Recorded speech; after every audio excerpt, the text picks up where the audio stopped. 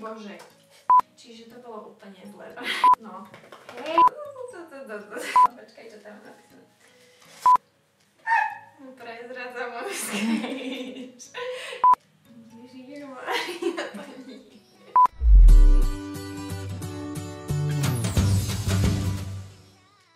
Ahojte, tu Pero Family.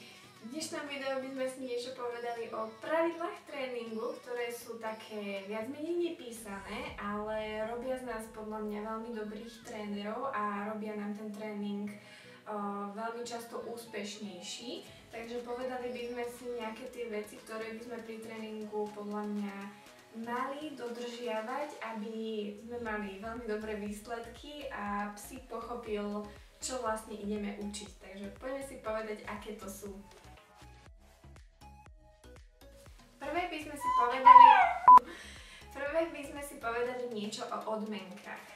Odmeny sú naša taká veľmi silná zbraň, ktorú máme v rukáve a je to veľmi mocný učiteľ.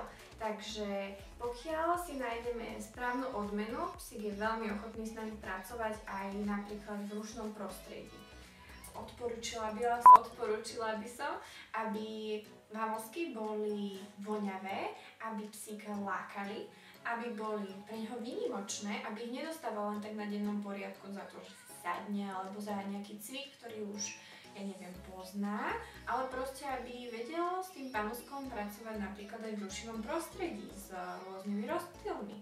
Ďalej by som odporúčila, keď máte napríklad sušené mäsko a kupujete ich v takých plátkoch, tak myslíme ekonomicky a myslíme logicky, nakrájajte alebo nastrihajte alebo natrhajte si ich na maličké kúsočky, aby sa psík nenajedol a aby ste s tými pamoskami vydržali do konca tréningu. Predsa len trvá určitý počet minút, tak aby ste to vydržali s jedným balením. Odporúčila by som, takže pri učení nových trikov odporúčam pamosky, ako je sušené mäsko, žalúdky, plúca, kuracie mäsko, syr alebo párky a zase na opakovanie už naučených trikov odporúčam používať obyčajné granulky. Ďalej si povieme niečo o hračkách. Hračky nám pomáhajú pri psíkovi zvýšiť rýchlosť a taktiež dravosť a energiu. Takže hračkami môžeme napríklad prerušiť cvik od cviku, alias aby sa psík nejako vyventiloval pred ďalším psíkom a trošku si vyčistil hlavu od toho, čo ste robili a vyčistil a pripravil sa na to, čo idete robiť.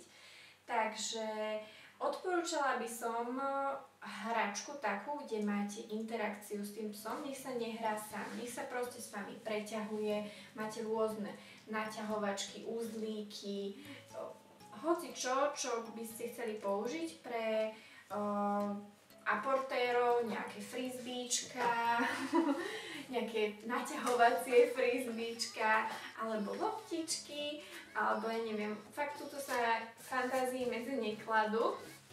A ako vidíte, nie každý psík musí alebo sa chce proste hrať, to nevadí, ale je to iba výhoda v tom, že môžete fakt so psíkom potešiť a zlepšuje to váš spoločný vzťah. A taktiež pre menej takých psíkov, ktorí chcú sa menej hrať, existujú aj napríklad veľmi voňavé, napríklad toto je zajačia korušinka a toto láka fakt aj podľa mňa psíka, ktorý normálne nemá záujem o žiadnu hračku, takže už som fakt na trhu rôzne možnosti a vidíte, že psíky sa hrajú radi. Ale odporúčala by som naozaj, aby ste sa hrali vy dvaja medzi sebou, aby ten psík si neodbehol a teraz sa neodvenil sám, ale aby ste sa proste naťahovali, jašili o to a úplne z toho boli obidvaja nadšení.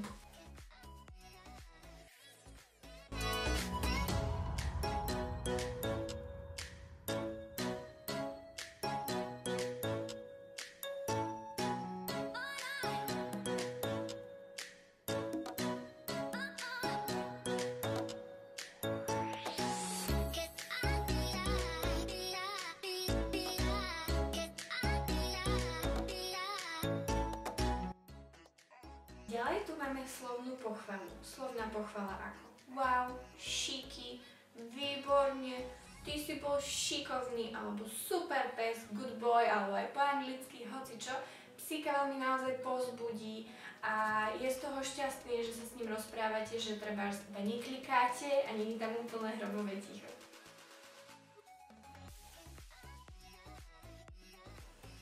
Čo zase robíte? Haló? Možno, že... Kúka! Ďalej by som vám chcela odporúčiť, aby ste psíka naučili, kedy je začiatok a kedy zase koniec lekcie. Začiatok, kedy sa na vás pes má nakontaktovať, začať sa sústrediť, že idete niečo robiť a napodobne. Alias niekto, ja používam, že chceš trénovať, chceš piškotku, vidíte? Ten pes proste už sa na to naučí reagovať, môžete mať aj napríklad nejakú rutinu, že už vidí, že si vyťahujete tréningovú tašku, dávate si tam hračky, pamlsky a všetky tieto pomôcky a už proste vie, že ide sa niečo robiť, treba sa sústrediť a ide sa hrať a bude sranda. Koniec lekcie by som odporúčala naučiť taktiež, alias, že psíkovi dáte nejaký prepúšťací povel voľno, OK, hoci čo si fakt vymyslíte, fantázii sa medzi nekladú, predsa len pes nerieši, aké je to slovo. A tam vlastne, aby psík proste vedel, už sa nemusíš ďalej snažiť, už sme skončili, už si môžeš ísť robiť, čo chceš, čím preústím do ďalšieho bodu. A to je skončiť v najlepšom, alias jackpot. Jackpot je niečo úplne najúžasnejšie, čo sa psovi proste podarí. Je to nejaká jeho činnosť, ktorú vykoná úplne nad očakávania a vtedy odmente psíka naozaj veľkým jasením, veľa pamlskou za sebou, veľkou a energickou hrou, naozaj čokoľvek a čímkoľvek, aby proste ten psík vedel, že wow, toto bolo aké super, hej? Čiže skončiť v najlepšom znamená, že ten psík si odniesie tú najlepšiu pozitívnu energiu z toho tréningu a bude sa tešiť na ďalší. Ďalšie pravidlo tréningu, radšej krátko a častejšie. Nastavte si nejaký budík, nejakú pieseň, podľa ktorej si odstopujete, koľko ten tréning trvá. Psík by mal byť oddychnutý, fyzicky fit a vy by ste mali mať dobrú náladu, aby ste sa do tréningu mohli pustiť. Odporúčam tréning tak 3 až 5 minút, aby trval a aby sa psík neunudil. Pekne som to písala, ja to pekne napíšem a potom to úplne, že... Ak sa psíkovi niečo nedarí, nekarhajte ho. Pozrite sa, psík vám to určite povie, keď niečomu nerozumie, odsledujte si jeho reč tela, skúste spomaliť, načúvať mu, vysvetliť mu to krajšie, ísť na to pomalšie, trpezlivosť už aj prináša. A opakovanie je matka múdrosti. Tie voľnejšie časti, na tie voľnej... Ďalšie pravidlo tréningu je len na vás, či ho budete používať. Je to táto zázračná krabička, ktorá sa volá Clicker. Clicker nám vie krásne označiť a jasne, hlavne psíkovi, čo vykonal dobre. Je to taká plastová krabička, kde je pliešik a ten, keď stlačíte, vydá to takýto zvuk, ktorý veľmi jasne psíkovi označí, že určitú činnosť urobil dobre, alebo takýmto štýlom sa dostaneš k odmene a tak ďalej. O Clickeri si ale ďalej povieme vo videu, ktoré by som mu chcela venovať, kde sa aj naučíme zoznamovanie a prvé hodiny s Clickerom. Takže nejaké tie pravidlá tréningu sme si predstavili. Ak ti toto video bolo nápomocné, určite nás poteší, ak nám dáš like na video.